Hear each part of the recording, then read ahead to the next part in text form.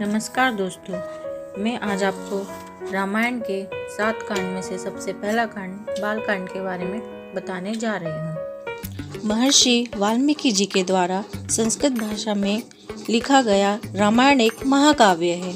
भारतीय साहित्य के 2 विशाल महाकाव्य है, जिसमें से एक रामायण कथा है और दूसरा महाकाव्य महाभारत है।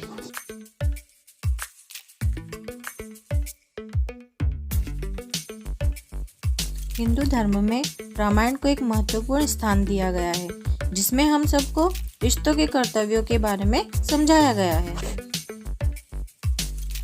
रामायण महाकाव्य में एक आदर्श पिता, आदर्श पुत्र, आदर्श पत्नी, आदर्श भाई, आदर्श मित्र, आदर्श सेवक और आदर्श राजा को दिखाया गया है। रामायण महाकाव्य में 24,000 छंद और 500 सर्ग है, जो कि 7 खंड है। इस लेख में मैं आपको उन 7 खंड से रूबरू कराते हुए पूरी रामायण कथा की कहानी संक्षिप्त में बताऊंगा। तो चलिए शुरू करते हैं। रामायण के 7 कांड कौन कौन से हैं? नंबर 1 बालकांडम, नंबर 2 अयोध्या कांड, नंबर 3 अरण्य कांड, नंबर 4 किष्किंधा कांड, नंबर 5 सुंदर कांडम, नंबर 6 युद्ध कांडम और नंबर 7 उत्तर कांडम। अयोध्या के राजा का नाम दशरथ था, जिनकी 3 पत्नियां कौशल्या, कैकेयी और सुमित्रा थी। राजा दशरथ बहुत समय तक निसंतान थे और वह अपने अपने उत्तराधिकारी के लिए बहुत चिंतित थे। इसलिए राजा दशरथ ने अपने कुलगुरु ऋषि वशिष्ठ की सलाह मानकर पुत्र कामिष्टि यज्ञ करवाया। उस यज्ञ के फलस्वरूप राजा दशरथ को 4 पुत्र प्राप्त हुए। उनकी पहली पत्नी कौशल्या से प्रभु श्री राम, कैकेयी से भरत और सुमित्रा से लक्ष्मण और शत्रुघ्न का जन्म हुआ।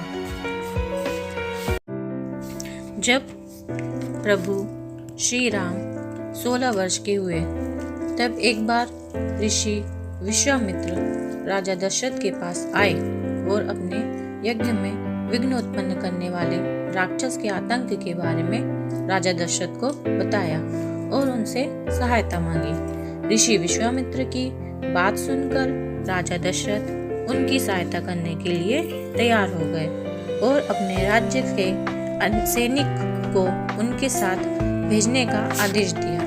पर ऋषि विश्वामित्र ने इस कार्य के लिए राम और लक्ष्मण का चयन किया। राम और लक्ष्मण ऋषि विश्वामित्र के साथ उनके आश्रम जाते हैं और उनके यज्ञ में विघ्न डालने वाले राक्षस का नाश कर देते हैं। इससे ऋषि विश्वामित्र प्रसन्न होकर राम और लक्ष्मण को उनके दिव्यास्त्र प्रदान करते हैं। दूसरी ओर राजा जनक मिथिला प्रदेश के राजा थे और वह भी निसंतान थे और संतान प्राप्ति के लिए वह भी बहुत चिंतित थे। तब एक दिन उनको गहरे कुंड में एक बच्ची मिली। तब राजा जनक की खुशी का ठिकाना न रहा और राजा जनक उस बच्ची को भगवान का वरदान मानकर उसे अपने महल ले आए। राजा जनक ने उस बच्ची का नाम सीता रखा।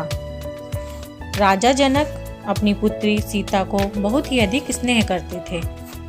सीता गुण और अद्वितीय सुंदरता से परिपूर्ण थी। जब सीता विवाह योग्य हुई, तब राजा जनक अपने प्रिय पुत्री सीता के लिए उनका स्वयंवर रखने का निश्चय किया।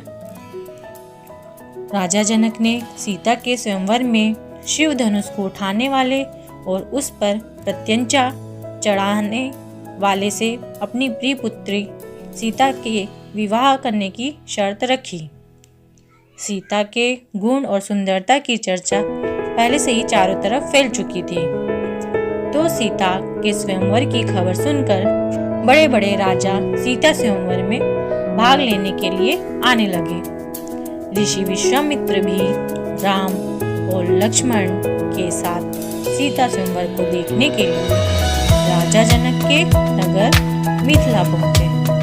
शर्त के अनुसार सारे राजाओं ने शिव धनुष को उठाने की कोशिश की, लेकिन कोई भी धनुष को हिला भी नहीं पा रहा था। उठाना तो बहुत दूर की बात है। यह सब देखकर राजा जनक चिंतित हो गए।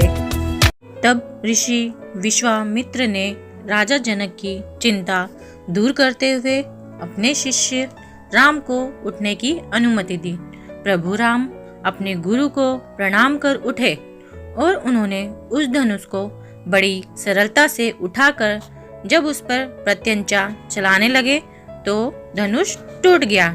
राजा जनक शर्त के अनुसार प्रभु श्री राम से सीता का विवाह करने का निश्चय किया और साथ ही अपनी अन्य पुत्रियों का विवाह भी राजा दशरथ के पुत्रों से करवाने का उन्होंने विचार किया।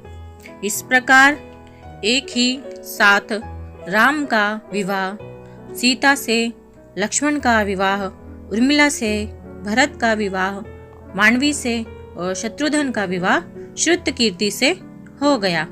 मिथिला में विवाह का एक बहुत बड़ा आयोजन हुआ और उनमें प्रभु राम और उनके भाइयों का विवाह संपन्न हुआ।